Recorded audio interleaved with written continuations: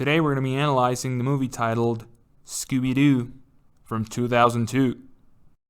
Spoiler alert, we're going to be breaking down and analyzing the entire movie, so if you don't want the movie ruined for you, or if you want to go watch the thing first, go do it.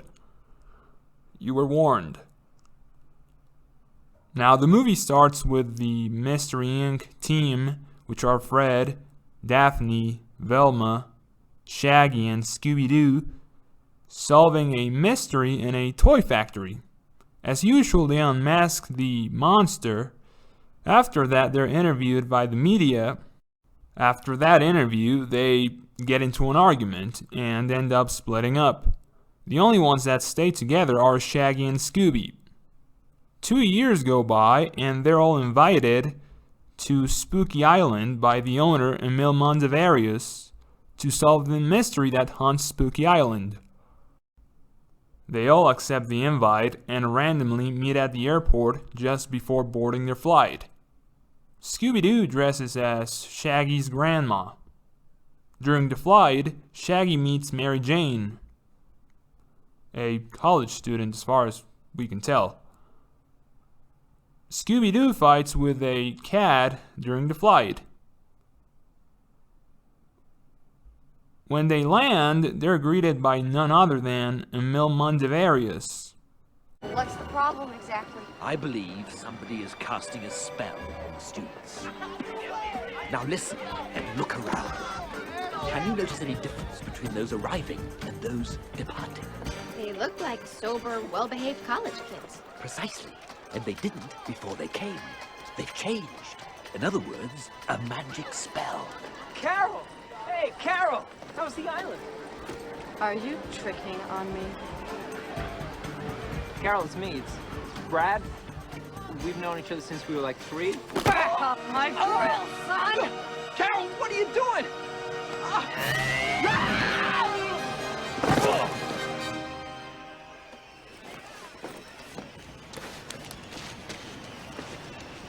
Fred, Daphne, and Velma are convinced they're going to solve the mystery individually, selfishly. At night, Shaggy goes out with the chick he met during the flight, Mary Jane. Scooby-Doo gets a call from an unknown individual who tells him that there's a bag of burgers waiting for him in the middle of the forest, in the dark forest. Scooby goes looking for the burgers, and he finds himself face to face with a demon. A 12 feet tall, violet skinned, green-eyed, emerald green-eyed demon. Daphne finds a shack, and inside that shack she meets an individual who's performing a voodoo ritual. He warns her not to go into the castle, the Spooky Island castle. She ends up going anyway. Velma goes on to interrogate some of the island workers. As she's doing that, she watches this performance led by this one creepy looking dude wearing an orange vest. He introduces his friend, a wrestler, and he talks about the enchanted island. Scooby runs back to Shaggy, and Shaggy thinks he's crazy. Then Daphne goes looking for Shaggy and Scooby to go investigate the castle. Shaggy and Scooby first reject that idea, but then in good old Scooby-Doo fashion, she convinces them with Scooby snacks. Inside the castle, Fred scares them, and then Velma scares Daphne. Now that they're all together, they split to look for clues. Fred and Velma take one path. Daphne goes by herself. Shaggy and Scooby just go around looking for trouble. Someone activates the castle. A mechanical ride tackles Daphne. Shaggy and Scooby find a buffet that starts attacking them, and Fred and Velma are being forced into a dead end by swirling blades. Behind them, there's a pair of bookshelves, and Velma tells Fred to pull the books down, hoping one would open a secret passage that would save him. Fred loses his balance while pulling a pack of books, which places him in the blade's way. Velma throws him a hard-shell book to cover himself. With this, he's able to save his life. Velma peeks through the window to check up on Fred. Upon noticing he's fine, they move on to investigate the room in which Fred landed. They find a strange video course that can only be described as brainwashing. Now that you're a young adult, you'll need to learn societal do's and don'ts. Interaction between young people is polite and casual. Hey, sorry, bro. I will crush your bones into dust! Let's see how the situation should be handled. Remember, today's young people have a language all their own. Hey, sorry, bro. No big whoop, dog. Yo, did you catch that new vid on the box? True that. I'm up to snuff on all popular trends. Word. It seems to be a brainwashing facility of some type. Wherever there's a brainwashing cult, there's always a power-hungry leader behind it all. Daphne goes into a room where there's a giant human-sized triangle cage that lays open like a bear trap, and there's a small pyramid-looking artifact inside of it. She gets into the open cage without knowing it's a cage. Upon placing her hand above the pyramid, it opens up. It then closes. Daphne grabs it, and when she grabs the thing and pulls it out of its place, the cage starts closing.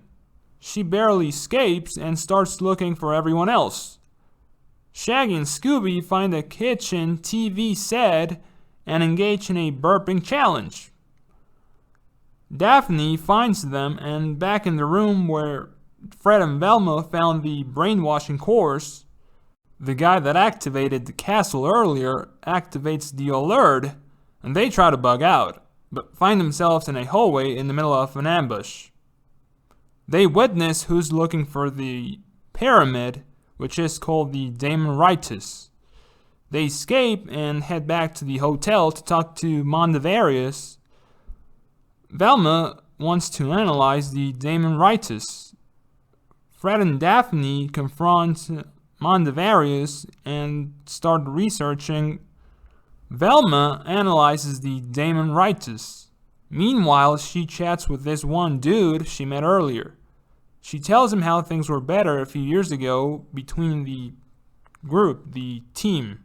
She mentions that Scrappy Doo was a member of the team, but he was an egomaniac, he was a lunatic, and they had to kick him out from the group.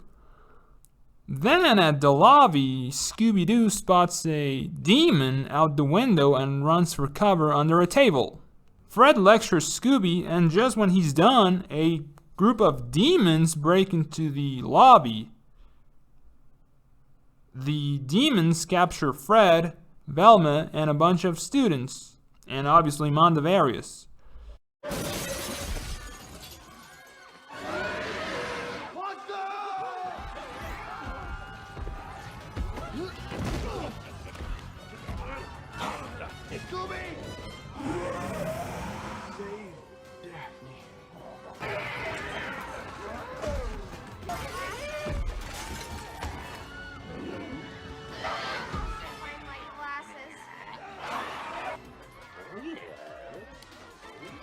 Thank you.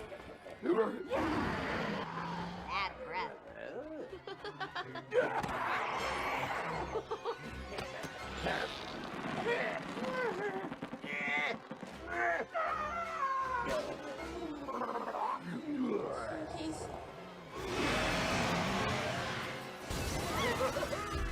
The demons chase Daphne, Shaggy, Scooby, and Mary Jane, but they manage to escape. Later, they witness where the demons go, but they can't do anything. Mary Jane calls the Coast Guard. They say they'll send some help, but when they hang up, it's clear they're compromised. The next morning, Daphne, Shaggy, Scooby, and Mary Jane wake up next to the beach. Everyone's acting normal, and everything's been repaired, like nothing ever happened. They go looking for Fred and Velma. Shaggy and Scooby find Fred, who acts weird. A glass shattering noise attracts everyone's attention. Daphne almost gets hypnotized by a band singer. She then gets captured by the wrestler. Fred and everyone else around him start acting like demons and start chasing Shaggy and Scooby. They lock themselves in a shack where they find motorcycles, which they use to escape again. While they're trying to get away from the demons, they almost run over Mary Jane, who claims she found her friend, but she's acting weird. She hops into Shaggy's ride, and they keep on trying to brush up the demons. After losing the demons while they're riding, a branch hits Mary Jane in the face and makes it look like she's wearing a mask, like a Halloween mask. Scooby notices that she's also a demon. When they finally stop, Scooby warns Shaggy about Mary Jane. Shaggy tells him he's crazy. They start arguing, and just before hitting each other, Scooby falls into a trap, when the floor that he's standing on suddenly opens. Mary Jane tries to convince Shaggy not to go looking for Scooby. Shaggy doesn't care, and he dives into the trap and lands in a cavern, in an underground cavern.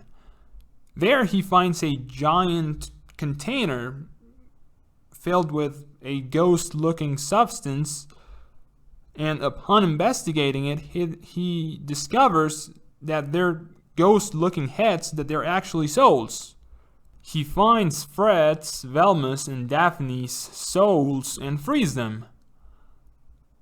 Then he runs away with the Daemon Ritus, the pyramid. The souls fly around the island till they find their bodies. Fred's soul finds his body but ends up crashing into a door that Fred's body just walked into.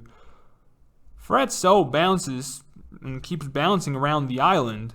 Then Velma's soul finds her body just before she entered a building.